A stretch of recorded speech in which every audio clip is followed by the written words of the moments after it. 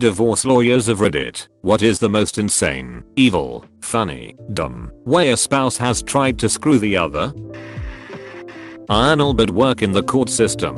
One case that came in was a couple divorcing on mutual terms. The husband had one child with her, and the wife had a child from the previous marriage. He agreed to pay child support for both children. I guess he really cared about this other enough to support her, even though it isn't his obligation. Judge signs the order. They go to set up the child support account, and it gets kicked back saying you can't have two accounts for one child. Turns out she's been collecting child support from the biological father the entire time and never told him. She basically tried to milk two fathers for one child. And the other attorney knew about it. Here in Canada, a kid can legally have up to two individuals responsible for paying his or her child support. There was a court case a few years ago where a lady tried to change that law and have the number up to 5. Dedication.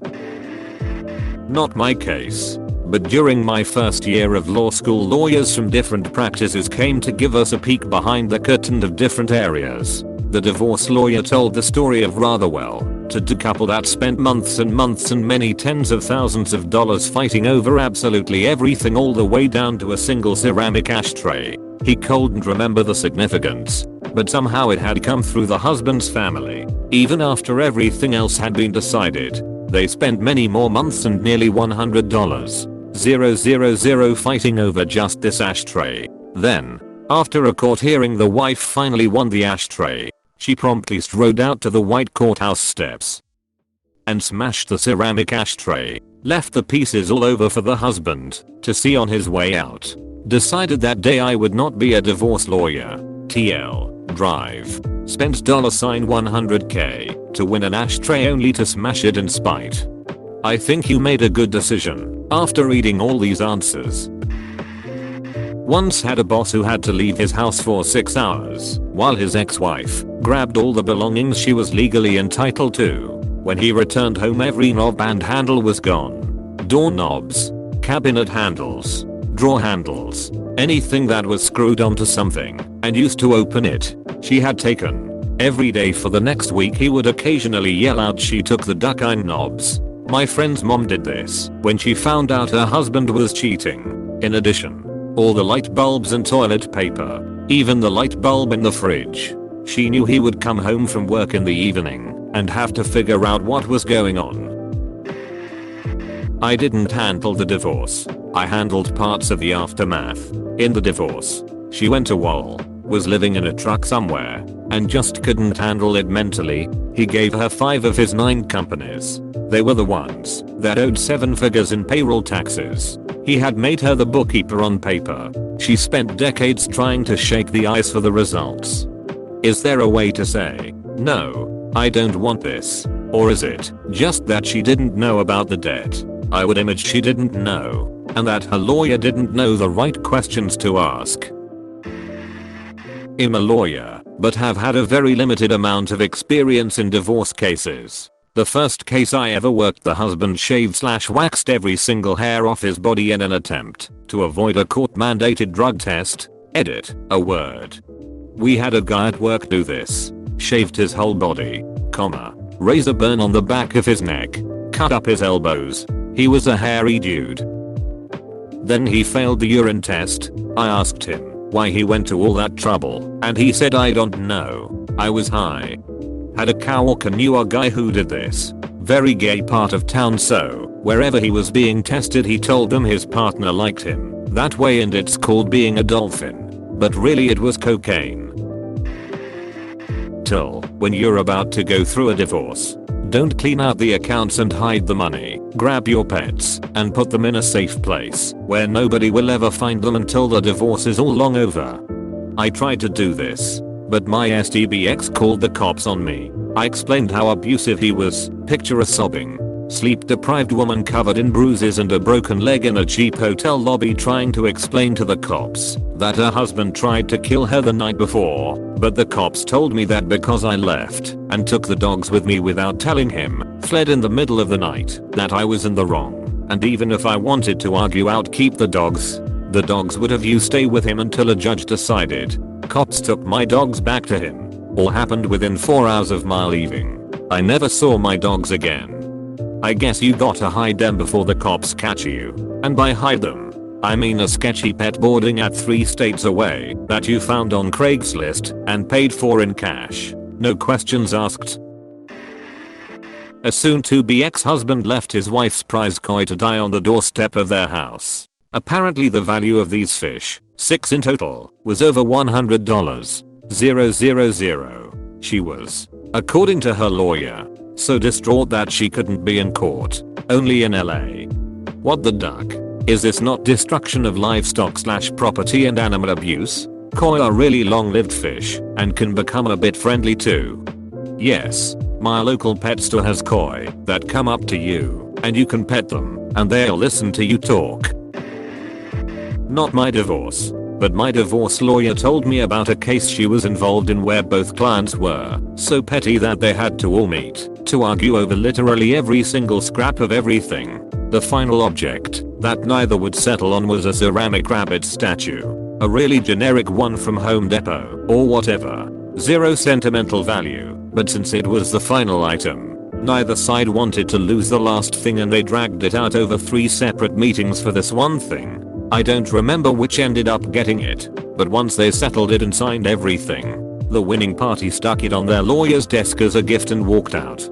They must have felt so cool yet looked so stupid.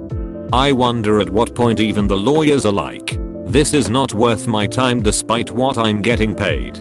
Just accidentally drop that shit so it breaks. Friend was going through divorce from insane husband. He had been texting her pics of the gun he bought and threatening her. Police were called. Nothing they could do because it was only a picture. He was staying with a secret girlfriend at this point. She allowed him to go get his stuff from the house. She was scared to go back in the house alone. I went with her. First red flag was he had changed the locks. So we waited for locksmith to open the house and change the locks again. Well, when the door opens, we noticed all of the furniture was gone. So we carefully went upstairs in search of her cats. The entire second floor was empty. No cats. No furniture. Even her clothes were gone. Come to find out he hired a moving company to pack and take everything. Even the food in the fridge. Finally found the cats. He had taken them to another vet in town and put them up for boarding under his sister's name thinking she would not be able to find them. He was finally forced to disclose what happened to her possessions. He had them taken to a storage unit far away from the home. I can't believe him saying this, but relative to the amount of animal abuse in the rest of this thread I'm glad he didn't try to kill the cats. I 100% expected the cats to be euthanized. Divorce lawyer here. Spouse had been out of the house for weeks. She waited until he was on a business trip, came into the house, turned on all of the faucets, plugged the drains, turned off the furnace, and left. It was -10 degrees. He came back 5 days later. The house was ruined. The water froze and cracked the foundation. I'm guessing no insurance. Or insurance didn't cover a deliberate act of damage, or something. With it being a deliberate act of an insured on the policy, she would still have been considered an insured by the definition in most policies. Yeah, I'm thinking claim denied. I'm not a divorce lawyer, but my parents got divorced about a year ago. My mum didn't want my dad to show up in court because he would contest and then they'd have to split the assets. She phoned me and told me to put laxatives in his food so he wouldn't be able to make it there. Did you? No. She kept screaming at me, commanding me to, but I refused. It's one of the reasons that she hates me now, lol. Had a client whose wife wanted him out of the house. I told him not to leave, just move to a different bedroom for the time being, because once he was out the chances of him ever getting back in were slim. He texted his wife and told her he was staying in the house. She called back and left a VM that she wanted him out, and if he wasn't out soon, she would start taking out her unhappiness on the children, and would remind the children that mommy was being mean to them because daddy wouldn't leave. 101 on how to lose custody. You bet I played it for the mediator and judge. TL. Doctor, my client's spouse accused him of giving his deceased wife cancer. I represented a guy who was on his second marriage. His first wife passed away from cancer. He and his kids were obviously devastated. My client was a pretty sensitive guy with a big heart. His second wife could be very charming, which was why he fell for her, but it was all a facade. Anyway, to make a long story about a lengthy divorce short, my client met a very kind and affectionate woman during his case. They really hit it off and were basically engaged, even though his divorce was far from over. The fiancé started having health problems and was diagnosed with a form of terminal cancer. Somehow the second wife found out about this and tried to use the cancer diagnosis against my client in court. She developed this crazy theory that my client had killed his first wife by giving her cancer and that he was doing the same thing to his fiancée. The second wife's attorney, who was quite good, refused to be a party to it. The attorney never addressed the argument in court and didn't even ask the second wife any questions about it during testimony. Rather, the attorney informed the judge that the second wife wished to address the court directly about an issue. The judge allowed her to do so in a highly irregular move. The second wife told her crazy conspiracy theory to the judge, adding that she was certain my client had tried to give her cancer at some point as well. I wish I had an artist's rendering of the scene, capturing the second wife's crazy eyes, her attorney's look of shame/embarrassment, the judge's look of confusion/ennui, and my look of awe-inspired disgust. Poor guy though. Having two loved ones get terminal cancer. I actually know of someone whose first wife died of cervical cancer. He later remarried, and then she died of cervical cancer also. Turned out he was carrying HPV from first wife and basically gave his second wife cancer. Guy was devastated. He never knew he had it. Edit. Just to add. This is a story my father told me about someone he knew way back when. So the guy was probably about 70 when the vaccine came out. My dad told me about it when I was getting the HPV jab. I don't know the full stats or anything behind her HPV transmission and cervical cancer numbers. I would just encourage everyone to vaccinate because it can happen. Maybe there's more to the story, but I don't know the history. I don't practice divorce law, but I did an internship with a family law judge in law school that involved me sitting in on a lot of stuff. One divorced couple came in because the ex-husband wanted to lower his spousal support payments due to his lowered income, great financial responsibilities, and the fact that his ex-wife was declining to seek paid employment, all of which sounds reasonable on the face. It turned out that, while his income had been lowered due to cuts, his new wife, who technically worked as his assistant and had done so prior to the divorce, was now making quadruple her salary, more than he ever had. He claimed that his ex-wife had unpaid renters living with her and could have money to survive if she charged them rent. It turned out they were the couple's shared 18-year-old twins who were living at home having just graduating high school and were going to keep living at home while starting college in the fall. It also later turned out that he allowed his stepdaughter and her 2 children to live with him and his wife rent-free and paid for her college.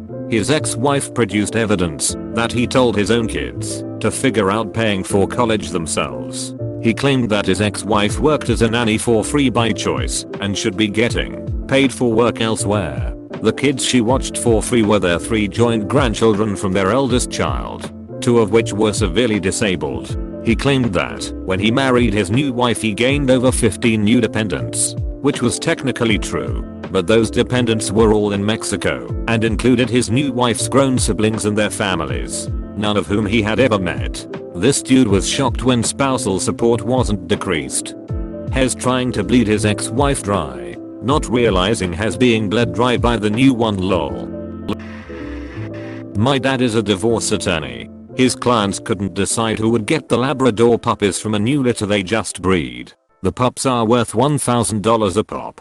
Well, they also hadn't been up to date on their payments. So dad brought a litter of 8 floppy puppies home as collateral for us to have until they could negotiate the settlement. So much fun for us kids. Client, I'm a little short on money right now. Maybe there's some other way I can pay you? Slides puppy across desk and raises eyebrows. Sounds good to me. I was an assistant for a family law practice, not a lawyer. So it was already a disaster of a divorce because the ex-husband was a dick.